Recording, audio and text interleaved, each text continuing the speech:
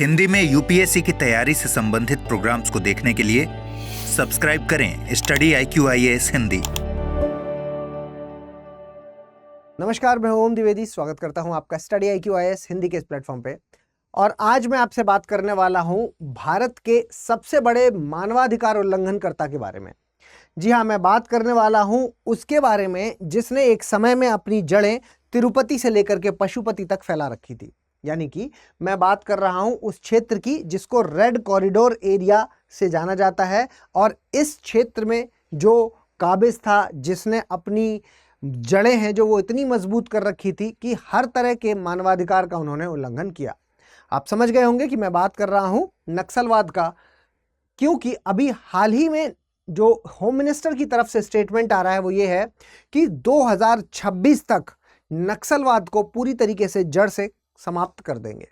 ये अपने आप में बहुत बड़ा स्टेटमेंट है। तो यहां से जो सवाल हमारे सामने आ रहा है वो ये है कि क्या भारत में नक्सलवाद अपने अंतिम चरण पर है।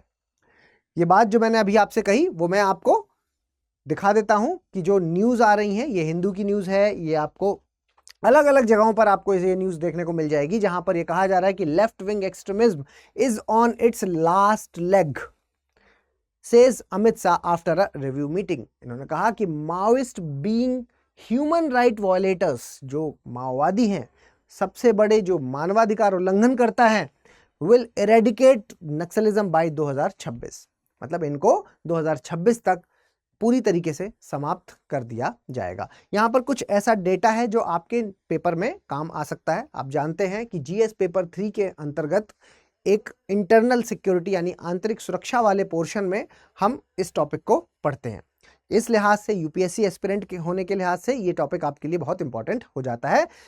इस बार भी सवाल देखने को मिला, इस बार आने वाले सालों में भी ये सवाल जरूर आएगा, क्योंकि इस तरीके के जो स्टेटमेंट है ये हमें बताते हैं कि ये डायरेक्टली हमारे पेपर के साथ चीजें लिंक हो रही हैं और ये उस टॉपिक को इंपॉर्टेंट कर देते हैं। आगे मैं आपको बताऊंगा कि किस फिलॉसफी पर ये नक्सलवाद टिका हुआ है, भारत में नक्सलवाद किस तरीके से काम करता है, क्या इसके पीछे का बैकग्राउंड है और इससे नुकसान क्या होता है, और फाइनली वो डेटा जो आपको ये बताएगा कि नक्सलवाद खत्म होने में अभी कितना और कसर बाकी है। और ये सारा डेटा आपको लिख के रखना है ताकि आप अपने एग्जाम में इसको लिख पाएं। चलिए आगे बढ़ने से पहले मैं आपको इंपॉर्टेंट इंफॉर्मेशन दे देता हूं हमारे प्रतिज्ञा प्लस बैच के बारे में, जो कि 2026 वाला बैच है। क्योंकि अब वो टाइम आ गया है कि 2026 वाले जो चाहते हैं अपना एग्जाम 26 में देना, वो अब प्रिपरेशन शुरू कर दें ताकि और ज़्यादा वो लेट ना हो जाए। क्योंकि हमेशा ये देखा गया है कि बाद में बहुत जल्दी जल्दी रहती है ना। बाद में स्टूडेंट ज्वाइन करता है और फिर हमेशा ये लगता है कि इतने कम समय में कर लेंगे क्या, तो फिर ज़्यादा मेहनत कर, नो डाउट किया जा सकता है, लेकिन ज़्यादा मेहनत करनी पड़ेगी। अभी करेंगे तो रिलैक्स वे में सारी चीज़ें आराम से हो जाएंगी। आपको करना क्या है, ओम लाइव कोड का इस्तेमाल करना है और 29,999 में एडमिशन मिल जाएगा। 11 अक्टूबर से शाम को 6 बजे ये बैच स्टार्ट हो रहा है। ये प्रतिज्ञा प्लस बैच है, यानी कि जैसे ही आप अपना प्री पास करेंगे तो आपकी पूरी फीस वापस कर दी जाएगी। ये जो 29,999 ली जा रही है आपसे वापस कर दी जाएगी।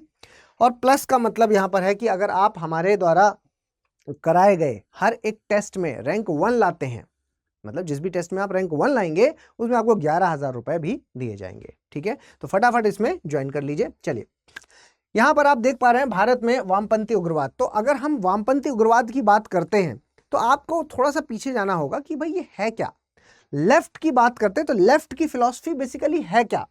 लेफ्ट की बेटा फिलॉसफी की अगर बात करें तो लेफ्ट की फिलॉसफी में सीधी सीधी बात है कि सरकार नहीं चाहिए, है ना। लेफ्ट की फिलॉसफी जो कहते हैं, वामपंथ जो कहते हैं, उसमें सीधे ये कहते हैं कि भाई सरकार नहीं चाहिए, है ना, सरकार नहीं चाहिए। और जो भी संसाधन है उनको इकट्ठा करेंगे और आपस में मिलजुल करके बांट लेंगे, है ना, आपस में बांटेंगे और मिलजुल करके रहेंगे। और यहां पर कोई भी वर्ग नहीं होगा, मतलब ऊपर नीचे कुछ नहीं होगा, अमीर गरीब नहीं होगा, वर्ग विभाजन नहीं होगा, है ना, वर्ग विभाजन नहीं होगा, वर्ग विभाजन नहीं होगा। ठीक है, तो ये कुछ रॉ पॉइंट है जो आपको लेफ्ट के हिसाब से समझना होगा।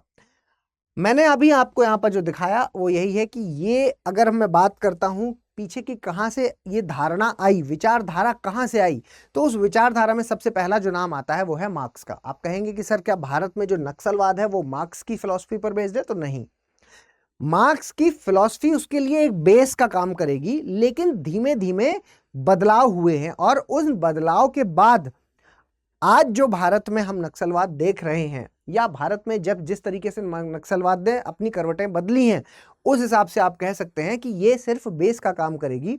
और माओ है जो, माओ जेडोंग नाम सुना होगा आपने, माओ जेडोंग की जो फिलॉसफी है वो भारत के नक्सलवाद के साथ ज्यादा मैच करती हुई दिखती है। लेकिन क्योंकि बेस ये है तो थोड़ा सा इसको भी समझ लेते हैं। कार्ल मार्क्स की जो फिलॉसफी है, कार्ल मार्क्स का कहना था कि there is no birth without blood. कहने का मतलब है कि जब बच्चा भी जन्म लेता है तो खून तो निकलता है। तो मतलब वायलेंस को प्रमोट करना, सबसे मेन चीज जो यहां से समझ में आ रही है कि वायलेंस को प्रमोट करना है इनको, ठीक है। बेसिकली ये अब किस समय की बात है? ये उस समय की बात है जब इंडस्ट्रियल रिवॉल्यूशन का टाइम चल रहा था। और इंडस्ट्रियल रिवॉल्यूशन में जो देखा जा रहा था वो ये था कि भाई एक मालिक है और वर्कर्स हैं जो वो उनकी कंपनी में आते हैं, काम करते हैं, और काम करने के बाद उनको कुछ हिस्सा पैसे का दिया जाता है। इनका जो मानना है वो यहां तक है कि भाई नेचर ने तो सबको बराबर का दिया, प्रकृति ने जब सबको बराबर का दिया है तो ये भेदभाव कैसा?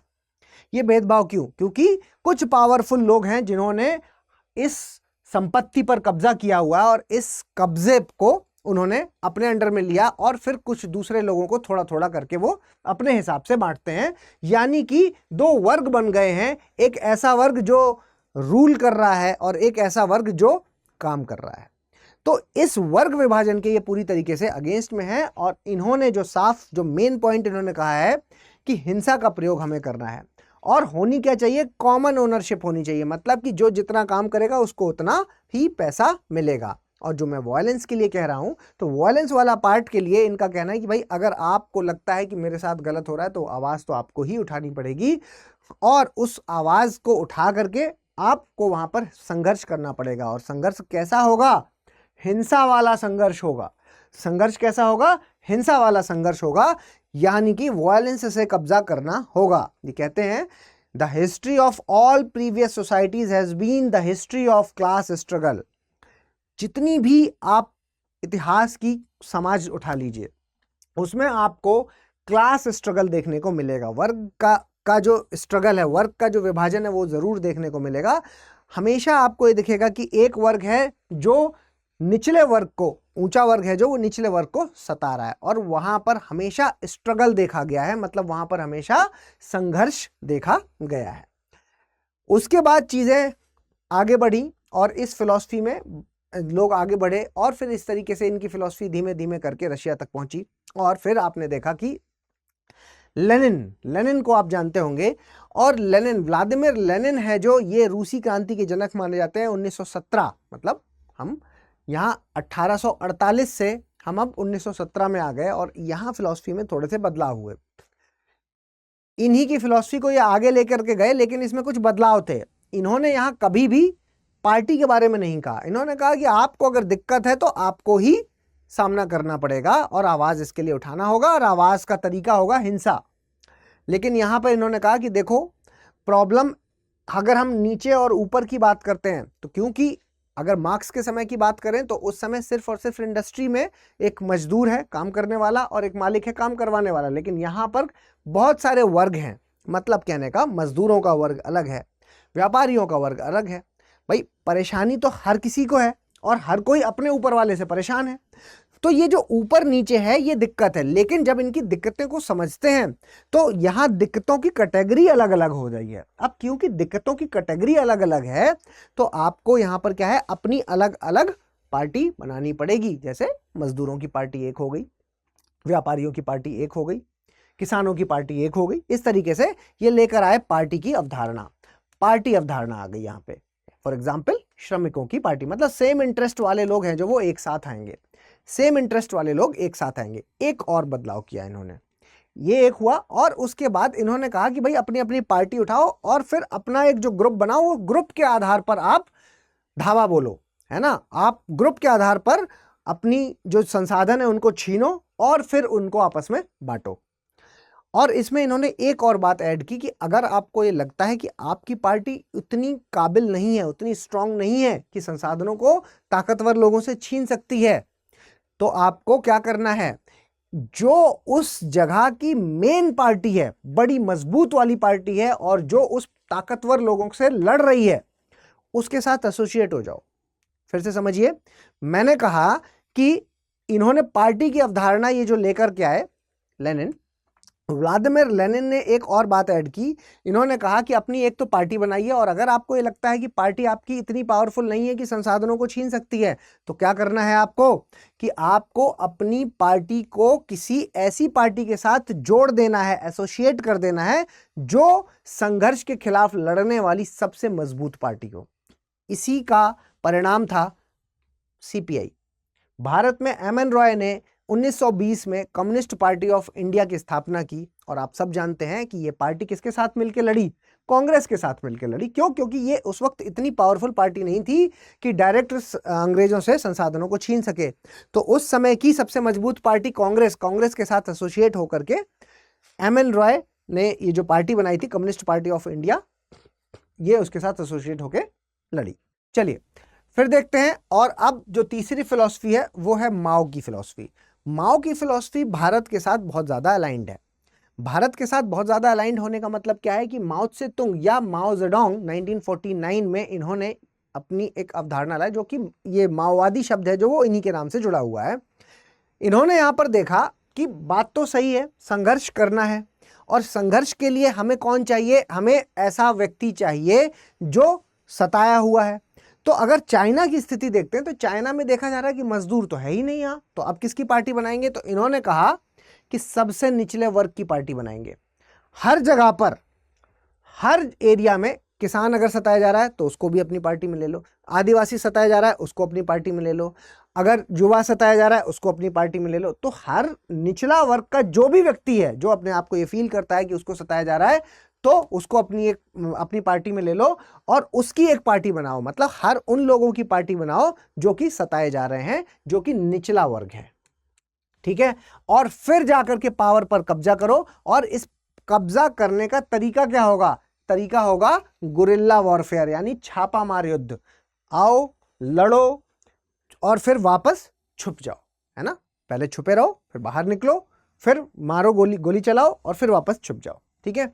तो ये तरीका रहेगा। ये पूरी इन्होंने अपनी एक छापामार युद्ध पर अलग से भी किताब एक लिखी हुई है, जिसमें इन्होंने पूरा प्रोसेस बताया कि किस तरीके से गुरिल्ला वॉरफेयर लड़ा जाना है, ठीक है। तो ये फिलॉसफी है जो ये भारत के साथ काफी ज्यादा अलाइंड होती चली गई भविष्य में, ठीक है। चलिए, भारत की अगर हम बात करें तो जो मैंने अभी आपको सीपीआई का नाम लिया था, ये सीपीआई है, जो ये सीपीआई मार्क्सिस्ट बनी, उसके बाद मार्क्सिस्ट लेनिनिस्ट बनी, और फिर उसके बाद, क्योंकि देखिए आप फिलॉसफी समझिए, मार्क्सिस्ट जब मैं बोल रहा हूं तो यानी कि ये वही पार्टी है जिसकी सोच क्या है कि हमें पूरी सत्ता को अपने अंडर में लेना है, ठीक है। लेकिन ऐसा नहीं है कि खुद मालिक बन जाना है और दूसरों को सताना है, ऐसा तो है नहीं। यानी कि इनको चुनाव नहीं लड़ना है, समझ पा रहे हैं, इनको चुनाव नहीं लड़ना है अगर शुरू से ही अगर आप देखेंगे तो। लेकिन जैसे जैसे चीजें आगे बढ़ी, फिर इनमें भी आपस में फूट पड़ना शुरू हो गई। लेकिन एक विंग ऐसा था जिसने इस बात को हमेशा से अपने पास गांठ बांध करके रखा कि भाई हमें चुनाव नहीं लड़ना है, हमें चुनाव नहीं लड़ना, हमें तो ताकत से चीजों को छीनना है ना। क्योंकि यही कहा गया था, मार्क्स ने यही कहा था, लेनिन ने यही कहा कि ताकत से आपको छीनना है, चुनाव लड़के नहीं छीनना है, ताकत से छीनना है, हम हिंसा करनी है। और ये जो मैं आगे जो आपको नाम दिखा रहा हूं, वो अपनी एक पार्टी बनेगी जिसका नाम है CPI-ML। CPI-ML है जो, ये वो पार्टी है जिसने यही बात कही कि हमें चुनाव नहीं लड़ना है, हमें तो ताकत से चीजों को छीनना है। लेकिन क्योंकि ये एक बहुत छोटा तबका रह गया, तो इस छोटे तबके ने एक इंसिडेंस को खोज निकाला, जिसकी वजह से आज हम इस माओवाद को भारत में नक्सलवाद के नाम से जानते हैं। तो इंसिडेंस आप देख पा रहे होंगे, नक्सलबाड़ी की घटना। नक्सलबाड़ी एक जगह है, कहां पर, आपके वेस्ट बंगाल में। और वेस्ट बंगाल में क्या था कि वो एक क्षेत्र है जिस जगह पर किसानों को बहुत ज्यादा सताया गया, और वो बहुत ज्यादा परेशान थे, किससे, अपने जमींदारों से। जमींदारों ने धोखे से उनकी जमीनों पर कब्जा कर लिया और फिर उसके बाद उन्होंने उनकी जो जमीनें हैं वो अपने अंडर में ले ली और फिर उनको देने को मना कर दिया। इसके लिए किसान हैं जो वो कचहरी भी गए, कचहरी से वो लेटर भी लेकर के आ गए। लेकिन जब लेटर लेकर के आए और उन्होंने कहा कि भाई हमारी ज़मीन वापस कीजिए, तो उस लेटर को भी उन्होंने फाड़ के फेंक दिया और ज़मीनें नहीं दी, देने को मना कर दिया। यही वो पॉइंट था। और जब ये बात 3 लोगों को पता चली, ये 3 नाम आपको याद रखने, कानू सान्याल, जंगल संथाल और चारू मजूमदार, है ना। चारू मजूमदार इन सब में सबसे बड़े लीडर कहलाए। और इनको जब ये बात पता चली और फिर बस यही था, क्योंकि इनको अगर ये अपनी जो रेवोल्यूशन है इसको अगर आगे बढ़ाना है तो इनको चाहिए क्या, मास, मतलब लोग। यहां पर लोग मिल चुके थे। कैसे लोग मिले थे, सताए हुए लोग मिले थे, ठीक है। सताए हुए लोग, ऐसे लोग जो परेशान हैं, निचला वर्ग है, किसान वर्ग है, कमजोर वर्ग है, सताया हुआ वर्ग है, ये लोग इनको मिल चुके हैं। इन्होंने इनको बताया कि सिर्फ और सिर्फ यही एक तरीका है कि आपको अपनी आवाज खुद उठानी होगी, उसके लिए हिंसा करनी होगी। सरकार से आप मदद लेके देख चुके, ये सरकार हमारी नहीं है, सरकार हमारे लिए है ही नहीं, सरकार तो उन बड़े लोगों की है, इसलिए ही तो वो बड़े लोग आपकी ज़मीनें वापस नहीं कर रहे। इस तरीके की चीज़ें की और फिर उसके बाद इन लोगों को अपनी तरफ किया और फिर एक रात जाकर के ज़मींदारों की सारी घरों में आग लगा दी, सारे पेपर्स हैं जो वो छीन लिए और फिर ज़मीनों को आपस में बांटा गया, ठीक है। तो ये एक बहुत बड़ी घटना हुई जो कि नक्सलबाड़ी की घटना कहलाती है। इसी के बाद से चीज़ें नक्सलवाद के नाम से जानी जाने लगी, ठीक है। चारू मजूमदार जो थे उनको पता था कि आने वाले समय में मैं रहूंगा नहीं, लेकिन फिर ये पार्टी कैसे चलेगी। अब ये पार्टी बन गई थी, नाम था CPI-ML, और इसके अंदर में ये सारी चीज़ें हो रही थी। चारू मजूमदार ने 1969 में जब ये घटना हुई, 67 में, उसके बाद 1969 में ये पार्टी बनाई और फिर उसके बाद इन्होंने एक 8 डॉक्यूमेंट्स बनाए। आप देख पा रहे हैं द हिस्टोरिक 8 डॉक्यूमेंट्स। 65 से 67 तक इनका टाइम पीरियड था और इसमें इन्होंने बताया कि किस तरीके से ये पार्टी चलेगी। मैं नहीं भी रहूंगा तो भी ये पार्टी किस तरीके से चलेगी, मतलब भविष्य में जेल के भीतर ही इनका देहांत भी हो गया, लेकिन किस तरीके से पार्टी चलेगी ये बात ये अपने 8 डॉक्यूमेंट्स में लिख के चले गए और इन्होंने बताया। और इसमें आपको बस इतना याद रखना है कि इनका कॉन्सेप्ट क्लियर था। क्या था, चुनाव नहीं लड़ेंगे और वर्ग को खत्म करना है। ये जो ऊंच नीच, गरीब, अमीर और गरीब है, इसको खत्म करना है और चुनाव को नहीं लड़ना है, ठीक है। हमें सारे संसाधनों को अपने अंडर में लेना है और फिर आपस में बांट देना है। वही बात जो मैंने अभी आपको शुरुआत में समझाई कि लेफ्ट की फिलॉसफी क्या है बेसिकली, ठीक है। उसके बाद धीमे धीमे लोकप्रियता बढ़ने लगी, इस पार्टी की लोकप्रियता बढ़ने लगी। पार्टी की लोकप्रियता के साथ मैं आपको एक चीज और बताना चाहूंगा। देखिए, समझिए इस चीज को कि वो पीरियड जब मैं आपको बता रहा हूं कि 1969-67 के आसपास का पीरियड है, मतलब आप ये भी समझ पा रहे हैं कि उस दौरान, उससे पहले भारत के उत्थान के लिए क्या किया गया है। भारत के उत्थान के लिए फर्स्ट 5 ईयर प्लान और सेकंड 5 ईयर प्लान लाए गए हैं, पंचवर्षीय योजना। फर्स्ट 5 ईयर प्लान में कृषि को फोकस किया गया। कृषि को जब आप फोकस करेंगे, मतलब कृषि को और ज्यादा बढ़ावा देना है, तो मतलब पेड़ कटेंगे, जो जंगल हैं वो कटेंगे, जंगल कटेंगे, जंगल कटेंगे तो वहां पर कृषि योग्य भूमि बनेगी, ठीक है। तो यहां पे किसी का तो नुकसान होगा। कौन है नुकसान झेलने वाला, आप कहेंगे सर आदिवासी, ठीक। दूसरे 5 ईयर प्लान में किसको फोकस किया गया, औद्योगिकरण को। औद्योगिकरण के लिए क्या, इंडस्ट्रीज लगेंगी, उद्योग लगेंगे, इंडस्ट्रीज लगेंगी। और ये जो इंडस्ट्रीज लगेंगी, बांध बनेंगे, बड़े बड़े इंडस्ट्रीज लगेंगी, तो उसके लिए जंगल काटे जाएंगे, जंगल काटे जाएंगे, ठीक है। और जंगल काटे जाएंगे, या आप यूं मान के चलिए कि जो इंडस्ट्रियलिस्ट होंगे उनको टेंडर दिए जाएंगे तो वो वहां पर अपनी इंडस्ट्रीज लगाएंगे, तो आदिवासी है जो उसको विस्थापित किया जाएगा। तो यहां पर भी आदिवासी परेशान है, ठीक है। आदिवासी परेशान है, मतलब आदिवासी परेशान हो रहा है। आदिवासियों में जो उस क्षेत्र में रहने वाला युवा है उसको काम नहीं मिल पा रहा, तो युवा भी परेशान हो रहा है ना। तो कई सारा एक ऐसा तबका है जो, ये सारी चीजें आप कहेंगे सर ये तो विकास के लिए आई हैं, बिल्कुल सही बात है, विकास के लिए आई हैं, लेकिन एक तबका जो परेशान हो रहा है, जो कह रहा है कि भाई विकास सरकार कुछ लोगों का कर रही है, हमारा तो कर नहीं रही है। तो ऐसे परेशान लोग ऐसे परेशान लोग जिसमें आदिवासी आ जाएंगे, जिसमें युवा आ जाएंगे, गरीब आ जाएंगे, वो सारे एकजुट होना शुरू हो गए और वो इसी के अंतर्गत आना शुरू हो गए। किसके अंतर्गत? CPI-ML। तो ये जो मैं कह रहा हूं CPI-ML, इसकी फुल फॉर्म क्या हुई? Communist party of India. ML का मतलब मार्क्सिस्ट लेनिनिस्ट, नाम है मार्क्सिस्ट लेनिनिस्ट, लेकिन काम कैसे वाले हैं? माओ वाले, माओ से प्रेरित हैं, माओ से प्रेरित है। तो जो माओ ने कहा था छापामार पद्धति वाली बात, वो सारी चीजें इन्होंने अपना ली हैं। छुप करके सरकार के लोगों पर हमला करना और फिर वापस से छुप जाना, ये सारी चीजें अपना चुके हैं। लेकिन काम क्या है? CPI-ML। ये आप देख पा रहे होंगे। ट्रिकल डाउन इकोनॉमी क्या है ये भी मैं बता देता हूं। देखो बेटा, ट्रिकल डाउन इकोनॉमी इससे रिलेटेड है, क्योंकि देखो ये सारी चीजें जो आई हैं ये तो आप जानते ही हैं कि विकास के लिए आई हैं। तो विकास के लिए जब बात हुई तो ये हुआ कि ट्रिकल डाउन थ्योरी के तहत इसमें यह डिसाइड हुआ। ट्रिकल डाउन थ्योरी आप पहले समझ लीजिए। ये होता ये है कि यहां पर आप देख पा रहे हो कि ये वाइन है जो वो ऊपर वाले ग्लास में डाली जा रही है, और फिर उसके बाद जब ये ग्लास भर जाएगा तो नीचे वाले ग्लास भरेंगे, ये ग्लास भरेंगे तो और नीचे वाले ग्लास भरेंगे। ठीक है, इस तरीके से हम सिर्फ एक ऊपर वाले तबके का विकास करेंगे। ठीक है, ऊपर वाले तबके का विकास करेंगे और यहां पर विकास करने से इन सबका विकास ऑटोमेटिक हो जाएगा। ठीक है, तो ये एक थ्योरी है जो कि मानी गई और जो कि भारत में इसी को बेस बना करके ये जो चीजें हैं वो चलाई गई विकास के लिए, ताकि हम एक का विकास करेंगे सबका ऑटोमेटिक होता चला जाएगा। लेकिन हुआ क्या रियल में? मतलब बताया ये जाता है, लेकिन हुआ ये है कि ये ग्लास भर गया और फिर देखिए ग्लास और बड़ा हो गया और ये देखिए ग्लास ऊपर बड़ा हो गया, लेकिन नीचे तो सब खाली ही है, नीचे सब खाली है। ठीक है, मतलब ऊपर आपने जब विकास किया तो अमीर और अमीर होता चला गया, लेकिन गरीब है जो वो उतना ही गरीब रहा, उसका कोई विकास नहीं हुआ। प्रैक्टिकली और जो थ्योरेटिकली था, इन दोनों में जो डिफरेंस था, मतलब थ्योरेटिकली जो बताया गया वो वैसा नहीं था, प्रैक्टिकल सेंस में चीजें अलग थी। इसलिए ही जनजाति वर्ग, युवा वर्ग, गरीब वर्ग, किसान वर्ग, ये सब तैयार होते चले गए। समझ पा रहे होंगे आप इस बात को।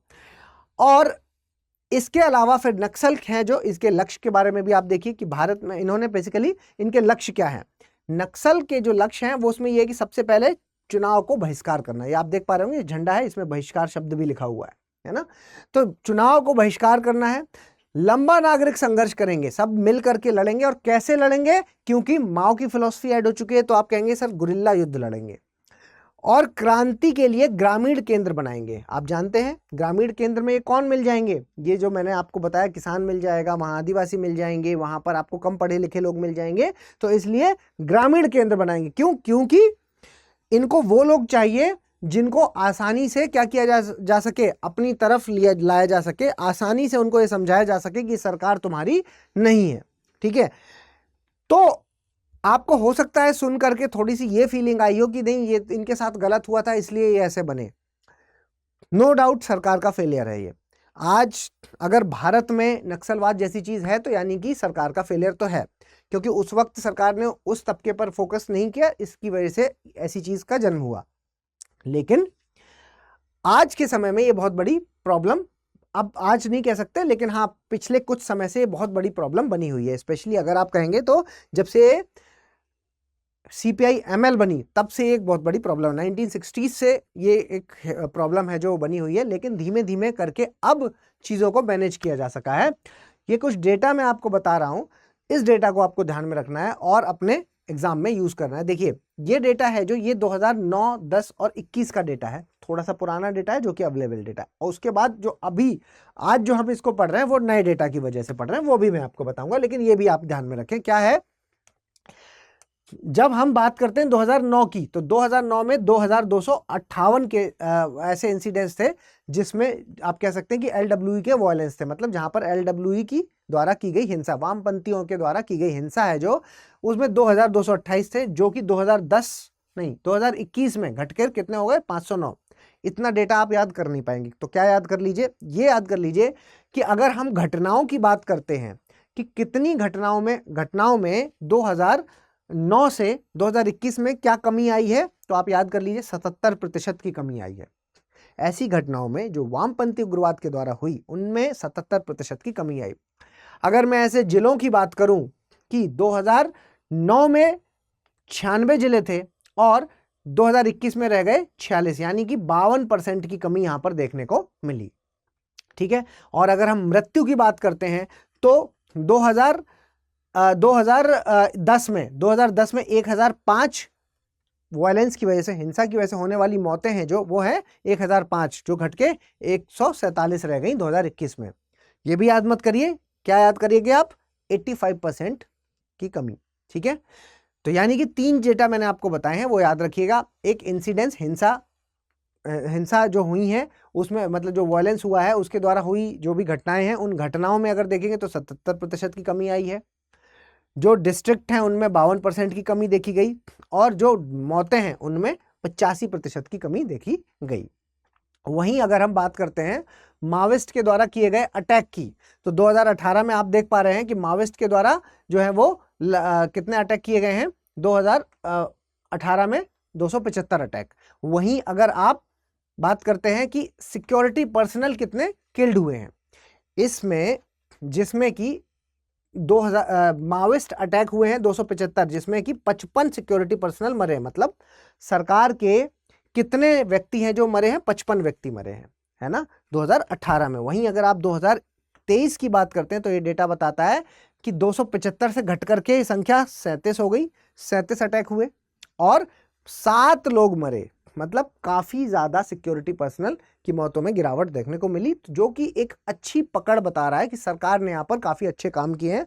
क्योंकि देखिए, अगर मैं आपसे पूछूं कि भाई ये बताइए कि कैसे इसको खत्म करेंगे, तो आप कहेंगे कि सर एक इकलौता तरीका है विकास।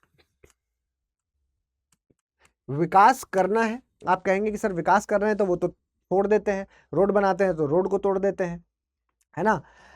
लेकिन फिर भी आपको लगातार प्रयास करना होगा, विकास करना होगा, जागरूकता को बढ़ाना होगा, लोगों में भरोसा दिलाना होगा, भरोसा कि ये सरकार सबकी है ना, सरकार है जो ये सबकी है और सरकार चाहती है कि सबका विकास हो।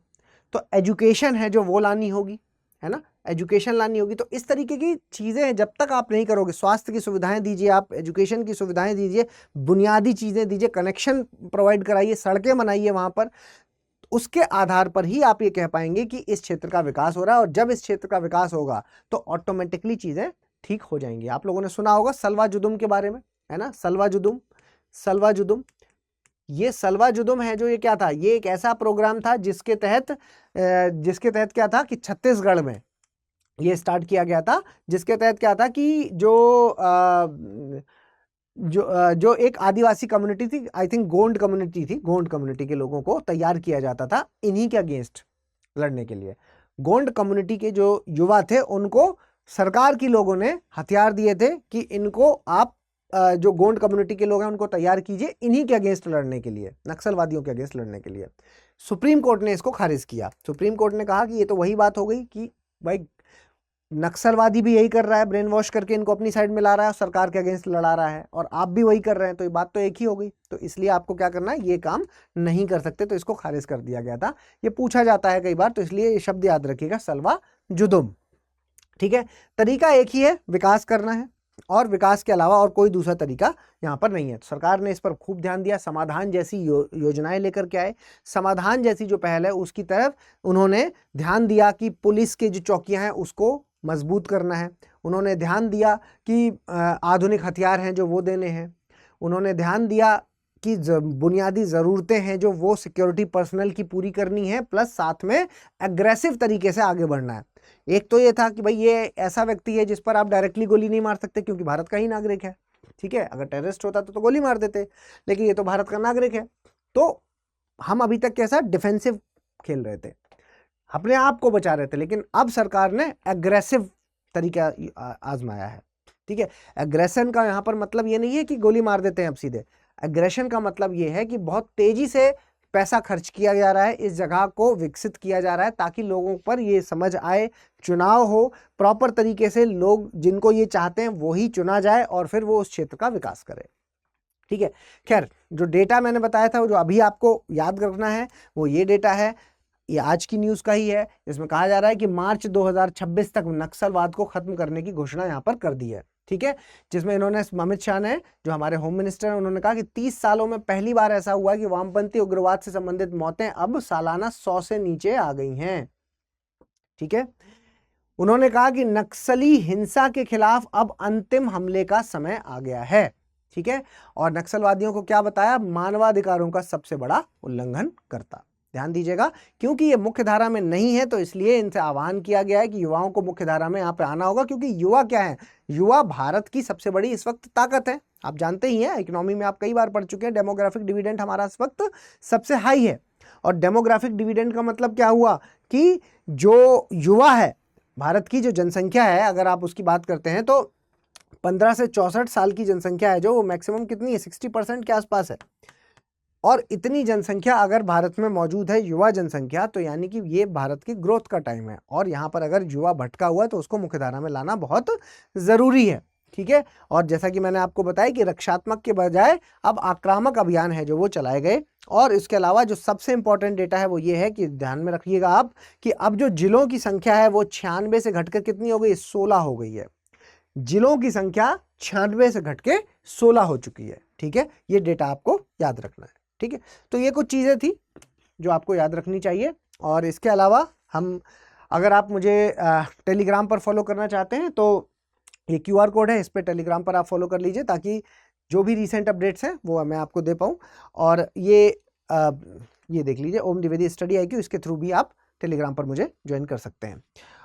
@ओम द्विवेदी 007 मेरा पर्सनल ID, अगर आप कुछ कहना चाहें तो उस पर भी मैसेज कर सकते हैं। जल्दी मिलेंगे किसी और लेक्चर में, तब तक के लिए धन्यवाद। हिंदी में UPSC की तैयारी से संबंधित प्रोग्राम्स को देखने के लिए सब्सक्राइब करें स्टडी IQ IAS हिंदी।